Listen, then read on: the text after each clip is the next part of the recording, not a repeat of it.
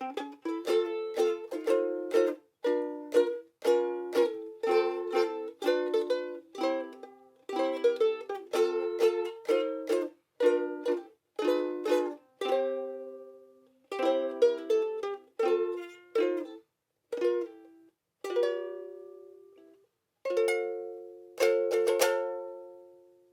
there, welcome to the UkeStuff channel and welcome to this full UkeGuide review of this instrument. This is the Ron John Pink Hibiscus Fade Surf Soprano Ukulele.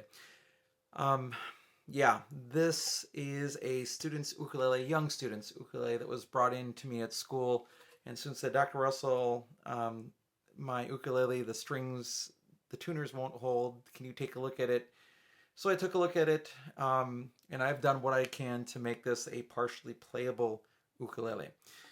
What I've done is I have changed to some tuners that I had stolen off of some other ukuleles that we have had to decommission because like the necks were broken off and things like that and not gluable on again.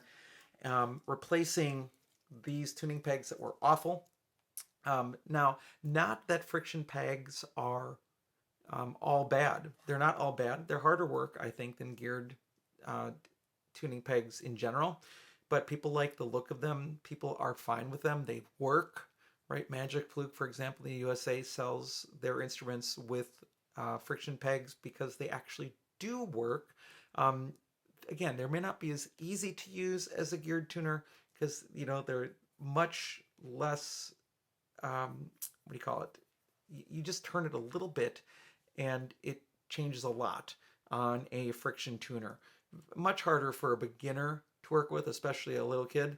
But when you have cardboard parts in the tuning mechanism itself, that's not a good situation. So there are better friction tuners out there, but we're not going to spend that kind of money to replace it on a $40 Ron John ukulele. And then, so then when I had to change the strings, I realized that the strings were one large loop on the outside, so one giant string going through and back, and then one string in the middle. I'll put up a picture of that right now. And I was like, what in the world? The only ever time I've seen that was at a completely non-functional ukulele from the dollar store that was a little plastic ukulele that, you know, wouldn't ever keep tune. So to be selling a full instrument like that is just mind-numbing. And then on top of that, the plastic fretboard, plastic bridge, the plastic fretboard extends over the sides of the neck, and the frets are incredibly high. So therefore, whenever you play any note, even if they're in the right spot, you pull it out of tune. I'm not sliding side to side, I'm pushing down. So if you play a C chord with any sort of force, it goes out of tune. And there's a good chance that the frets themselves are not in the right location. So they're too tall, perhaps in the wrong location, and even the dots are in the wrong spot. But the positive side is that the dots just seem to be stickers that you could potentially peel off and move. So before we even go through all the rest of this video, if you just want to watch to see what I would say about such an instrument, don't buy this one. Skip this one. If this is $40, spend literally $15 more and buy a much more functional instrument. Even if it's for your kid, unless you really like Ron John and want this on your bookshelf or wall, then go for it.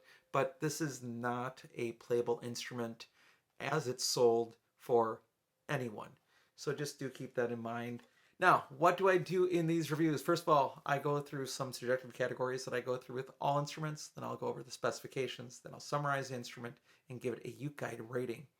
If you want to support the work here on this channel, there are 3 things you can do. First of all, you can subscribe to the channel. Second, you can like the video. And third, you can always buy me a cup of coffee to say thanks for making this material at buymeacoffee.com/UkeStuff. And also, if you want a summary of this entire video, you can find it at ukestuff.info. Just look under the page of UkeGuide and you can find this instrument listed amongst the many ukuleles I have reviewed. All right, let's begin with the subjective categories. First and foremost, cost, $39.99. It's too much for a toy. So the price exceeds value greatly on this instrument.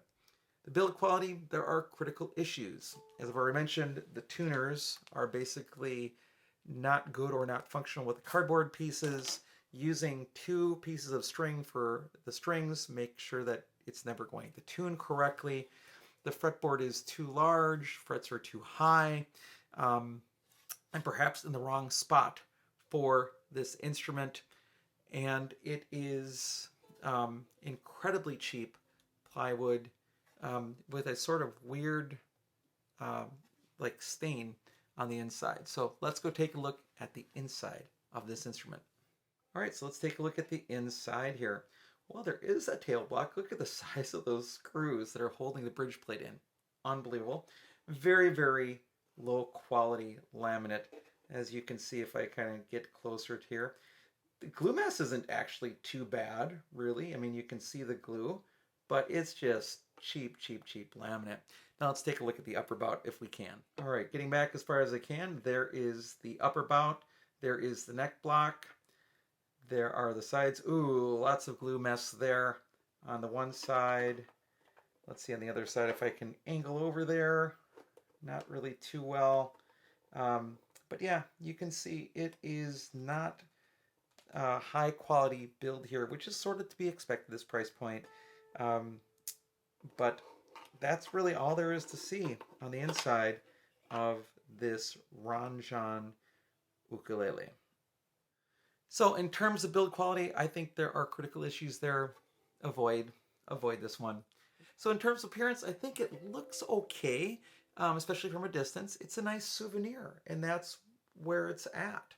In terms of availability, this and several other colors are available from Ranjan directly if you would like to buy one from there, again, as a souvenir sort of, a wall hanger of sorts. In terms of playability, it's awful. It's awful. And there's many, many reasons for that. Again, with the friction tuners was an issue. Again, the plastic fretboard. It has extremely narrow spacing. Do you see the amount of space on the side? I mean, there is equal spacing between, it's almost as if there was supposed to be another set of strings here. That's how far apart the strings are. By the way, the colored strings are what I put on after I had to replace the student string. So we use some of our school strings to give it that color. And by the way, you can tell it's still pretty much in tune, even though when you play it, it goes so much out of tune. With, again, 2 reasons. I think the frets may be in the wrong spot, and also the frets are too high. I mean, they are incredibly high frets. If you can get the angle there, you almost go up a half step by pulling down on the string on the fret. So here's C, a C chord, and here's the C. Now listen, that's like a half step.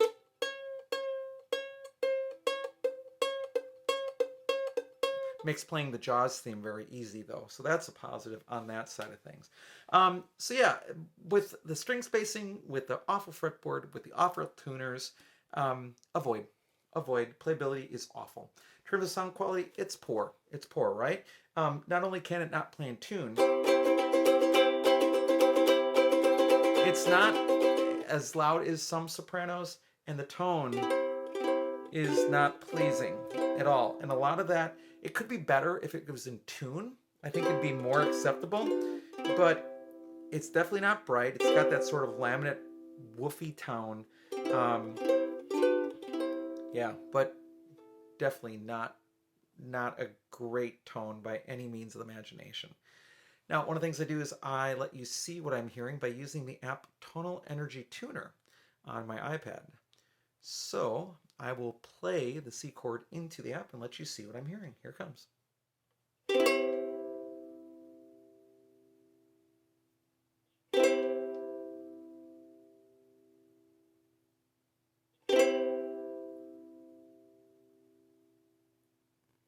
So the low frequencies do carry a little bit longer, which makes sense as a laminate, but the high end dies off almost immediately.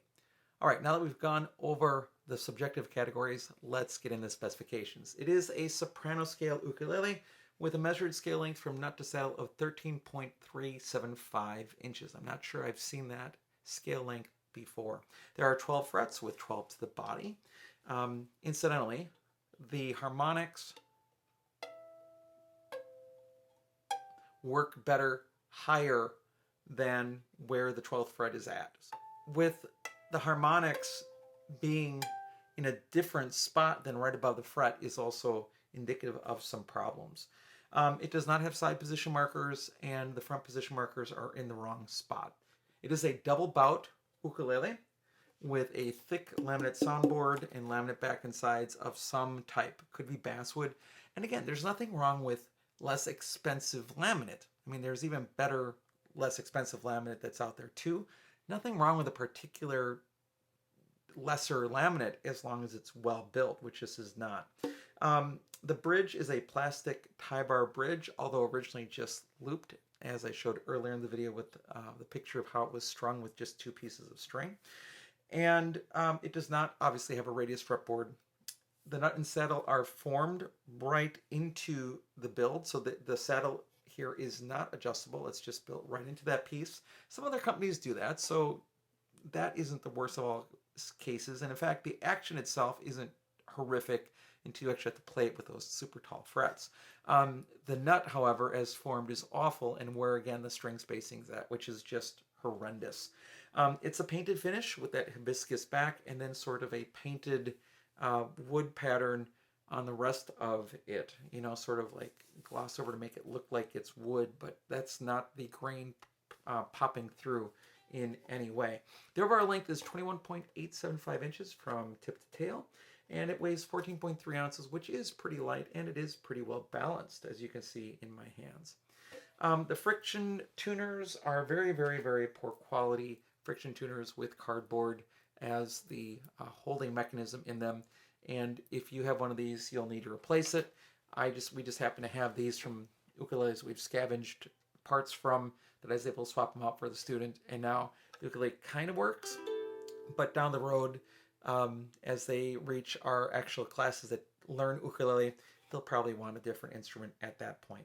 The action at the 1st fret is only 0.5 millimeters, which is pretty decent, and at the 12th fret is 1.75 millimeters. So the action itself is not bad, but that's problematic because, again, you have to press down harder. The nut width is 38.09 millimeters, which makes you think, oh great, it's a nice wide nut.